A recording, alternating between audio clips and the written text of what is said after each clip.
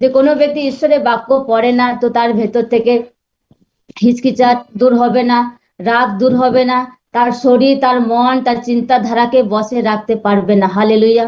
তখন কোনো ব্যক্তি ঈশ্বরের বাক্য প্রত্যেকদিন পড়ে, কন্টিনিউ পড়ে যায় প্রত্যেকদিন, তো সে ব্যক্তি তার জীবনকে বসে রাখে, তার শরীরকে বসে রাখে, তার মন, তার চিন্তাধারাকে সে ব্যক্তি বসে রাখে। হালেলুয়া।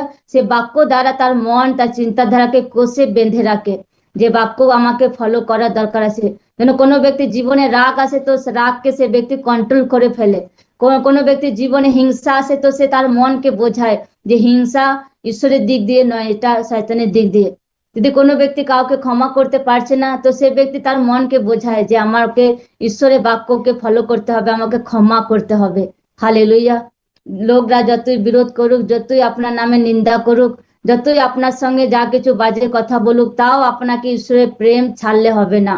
এটাই তো প্রভুর লোকদের মধ্যে রিয়েল ভালোবাসা, রিয়েল প্রেম। দুনিয়াওয়ালার মধ্যে আপনার মধ্যে যদি কোনো ফারাক নেই, তো আপনি সেই দুনিয়াওয়ালার মতো চরিত্র আপন করে নিয়েছেন, তো সেটা ঠিক নয় প্রভুর লোকদের। হালেলুয়া।